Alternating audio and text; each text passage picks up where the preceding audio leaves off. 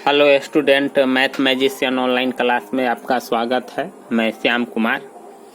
सवाल देख करके आप लोगों को बुझा रहा होगा कि दो चर वाले रैखिक समीकरण का क्वेश्चन है, लेकिन ऐसा है नहीं। इसको पढ़ करके थोड़ा देखिए कि पिता एवं उसके पुत्र है, पिता और पुत्र लिखा हुआ है, लेकिन यह दो चर वाला रैखिक समीकरण नहीं है, यह द्विघात समीकरण है। और आप ऐसा सवाल देख करके चकमा भी कभी कभी खा जाते होइएगा कि हम इसको दो चर वाले पर बनाए कि द्विघात समीकरण पर बनाए। तो जब आप समीकरण सवाल जब पढ़िएगा तो आपको खुद ब खुद समीकरण बन ही जाएगा। देखिए, इसीलिए हम आपके लिए लाए हैं ताकि आप इस सवाल को समझ जाइएगा। तो निश्चित है कि आने वाला जो सवाल होगा आप उसमें मिस्टेक नहीं कीजिएगा, कंफ्यूज नहीं कीजिएगा। तो देखिए, यहाँ है कि पिता एवं उसके पुत्र की आयु का योगफल 45 वर्ष है। मतलब पिता और पुत्र के जो आयु है उस दोनों को जोड़ेंगे तो कितना होगा? 45 वर्ष होगा। 5 वर्ष पूर्व यानी 5 वर्ष पहले उनकी आयु का गुणनफल 124 है। उनकी वर्तमान आयु ज्ञात कीजिए। तो सबसे पहले हम मान लेते हैं, यहाँ क्या करते हैं, मान लेते हैं माना कि पिता की आयु, मान लेते हैं माना कि पिता की आयु, ठीक ना, माना कि पिता की आयु x वर्ष हम मान लेते हैं, ठीक ना। यहाँ हम मान लिए कि पिता की आयु कितना हो गया? x वर्ष। चलिए ठीक है। तो देखिए, पुत्र की आयु कितना हो जाएगा? तो दोनों का योग फल दिया हुआ है 45 वर्ष। तो क्या योग फल में से अगर हम पिता के आयु को घटा देंगे तो वह पुत्र के आयु हो जाएगा कि नहीं? अगर मान लीजिए कि यहाँ पिता की आयु अगर 35 वर्ष होगा तो फिर पुत्र की आयु 10 वर्ष होगा, तब ना 35 और 10 को जोड़ेंगे तो 45 हो जाएगा। अगर पिता की आयु 25 वर्ष होगा तो फिर पुत्र की आयु कितना हो जाएगा? 20 वर्ष होगा। तो हम क्या करते हैं, जिसका आयु हमको मालूम रहता है उसके आयु को हम घटा देते हैं। तो यहाँ हमको पिता की आयु प्राप्त है, मालूम है, क्योंकि हम मान लिए हैं। तो जो योग फल है उसमें से हम क्या करेंगे? माइनस कर देंगे। तो 45 माइनस x वर्ष यह पुत्र की आयु हो जाएगा, ठीक ना। अब हम 5 वर्ष पहले चलते हैं, क्योंकि दोनों का उम्र हमको मालूम हो गया। अब 5 वर्ष यहाँ लिखेंगे, 5 वर्ष पूर्व, 5 वर्ष पूर्व पिता की आयु, 5 वर्ष पूर्व पिता, यहाँ लिखते हैं 5 वर्ष पूर्व पिता की आयु। तो देखिए, यह जो हम माने थे यह वर्तमान आयु था, ठीक ना। यानी माना कि पिता की वर्तमान आयु भी यहाँ लगा सकते हैं, वर्तमान आयु x वर्ष। और पुत्र की वर्तमान आयु 45 माइनस x वर्ष हो गया। तो अब हम 5 वर्ष पूर्व पिता की आयु निकालते हैं। तो अभी वर्तमान वर्ष है x वर्ष, अब 5 वर्ष पहले हमको जाना है। तो जो वर्तमान उम्र है उसमें से हम -5 कर देंगे कि नहीं? यह नहीं घटने वाला है, इसीलिए इसी रूप में रह जाएगा। 5 वर्ष पूर्व, 5 वर्ष पूर्व पुत्र की आयु हम निकालते हैं, पुत्र की आयु। तो देखिए, उसका वर्तमान आयु था 45 माइनस x, तो इसमें से भी हम घटाएंगे ना। तो 45 माइनस x -5, क्योंकि दोनों का 5 घट जाएगा। 5 वर्ष पहले कह रहा है, तो देखिए x के साथ तो नहीं घट सकता है, लेकिन 45 के साथ 5 घट सकता है, क्योंकि यह प्लस है यह माइनस है। तो क्या हो जाएगा? 40 माइनस x वर्ष। तो देखिए, 5 वर्ष पहले दोनों का आयु हमको मालूम हो गया, और सवाल कह रहा है 5 वर्ष पूर्व उनकी आयु का गुणनफल। अब देखिए, यही आपका समीकरण बन रहा है। तो देखिए क्या करते हैं, 5 वर्ष पूर्व पिता की आयु और पुत्र के आयु का गुणनफल, मतलब गुना। तो 5 वर्ष पूर्व पिता की आयु कितना है? x -5, ठीक ना। और पुत्र की आयु है कितना? 40 माइनस x। दोनों को हम गुना करेंगे तो कितना हो जाएगा? 124। तो क्या बराबर 124 हो जाएगा कि नहीं दोनों का गुणनफल? चलिए ठीक है, अब हम गुना करते हैं। तो सबसे पहले x से एक दोनों टर्म में गुना करेंगे। तो x से 40 में गुना करेंगे तो 40x होगा, और x से -x में गुना करेंगे तो -x² होगा। अब -5 से +40 में गुना करेंगे तो -200 होगा, 4 पंचे 20, और -5 से -x में गुना करेंगे तो +5x होगा, क्योंकि ये भी माइनस बराबर क्या हो जाएगा 124। अब देखिए हम क्या करते हैं, 40 और 5x एक जगह जुट जाएगा क्योंकि प्लस है और ये भी प्लस है, तो इसको हम जोड़ ही लेते हैं। 40x और 5x 45x हो जाएगा, -x² और -200 बराबर क्या हो जाएगा 124। चलिए ठीक है, अब हम क्या करते हैं कि 124 को इस साइड ले जाते हैं उठा करके बराबर के, तो ये प्लस है तो इधर आएगा तो माइनस आ जाएगा। चलिए ठीक, नहीं तो इसी सब को उधर ले चलते हैं, नहीं इसी को इधर लाइए तो क्या हो जाएगा 45x -x² -200, और यह प्लस है तो इधर आएगा तो -124 हो जाएगा। बराबर में क्या हो जाएगा 0, यहाँ बराबर होगा, बराबर में क्या हो जाएगा 0, यानी प्लस था तो इधर आएगा तो माइनस नहीं हो जाएगा, और इधर तो -200 पहले ही से था।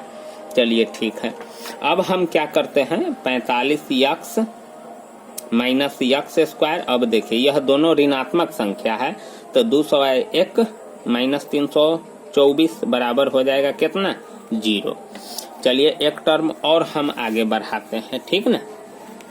अब देखिए हम इसको शुरू में रखते हैं तो -x² और +45x और -324 बराबर क्या हो जाएगा 0, इतना होगा ना। अब चलिए यहाँ हम बनाते हैं, क्या करते हैं यहाँ बनाते हैं। अब देखिए माइनस शुरू में लगा हुआ है तो ये हमेशा दिक्कत करते रहता है, तो इसको हम माइनस कॉमन ले लेते हैं। तो जब ये हम माइनस कॉमन लेंगे तो जो मेरा माइनस वाला टर्म है वो प्लस हो जाएगा, जो प्लस वाला टर्म है वह मेरा क्या हो जाएगा माइनस हो जाएगा। तो चलिए ठीक है, माइनस कॉमन लेते हैं तो यह प्लस हो जाएगा x² और प्लस जो है मेरा क्या हो जाएगा माइनस हो जाएगा, और फिर माइनस जो है वह मेरा प्लस, यानी 324 बराबर क्या हो जाएगा 0। अब देखिए माइनस उधर जाएगा तो एक तरह से -1 कॉमन लिए या माइनस कॉमन लिए तो उधर जाएगा तो भाग हो जाएगा, तो फिर माइनस से 0 में भाग होगा तो 0 हो जाएगा, यानी 0 में माइनस से भाग होगा तो -45x और +324 बराबर क्या हो जाएगा 0। अब देखिए इतना हो गया। अब हम इसको फर्स्ट इंटू लास्ट पर तोड़ते हैं, यह बड़ा है 324 है, तो इतना बड़ा संख्या को तोड़ने में दिक्कत होता है तो हम क्या करते हैं 324 का अभाज्य गुणनखंड निकाल लेते हैं। देखिए हम आपके सामने में निकाल करके बताते हैं। 2 से लगेगा, 2 का 2, 2 छक्के 12 और 2 दूना 4, 162 होगा।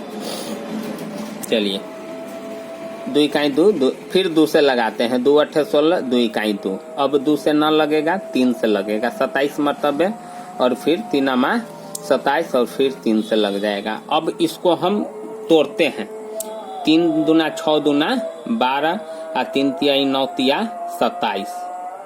देखिए 27 है और 12 है, घटेगा तो कितना आ जाएगा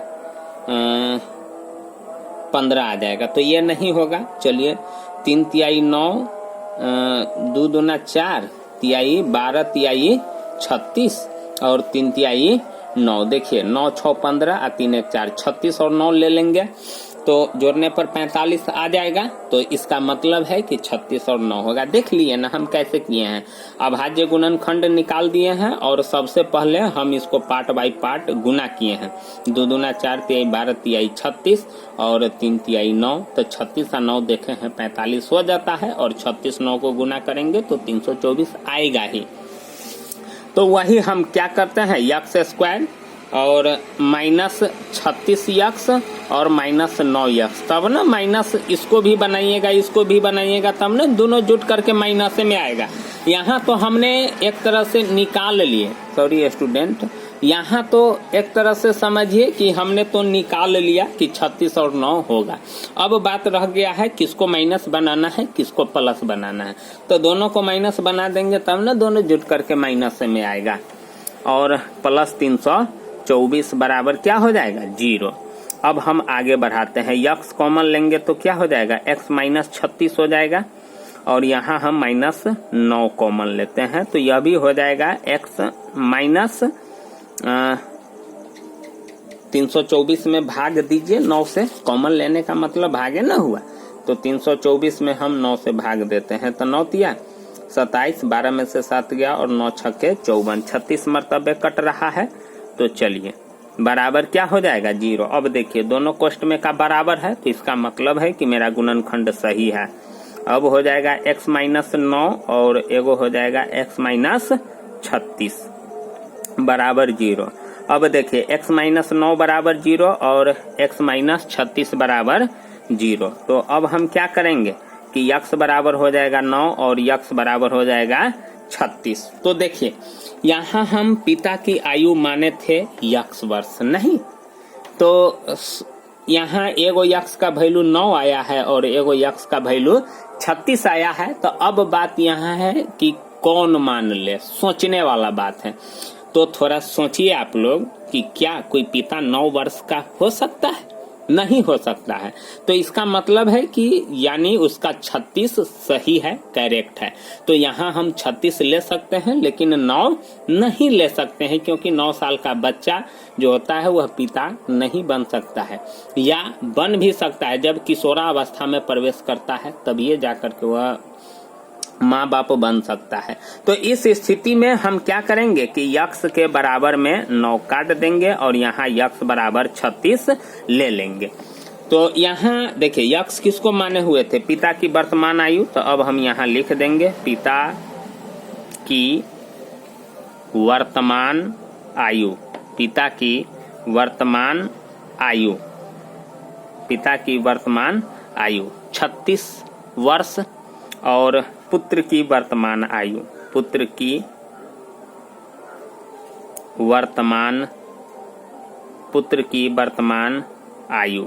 अब हम क्या करेंगे 45 में से 36 को घटा देते हैं, 45 माइनस 36 वर्ष हो जाएगा, नहीं घटाइए तो 15 में से 6 जाएगा तो 9 और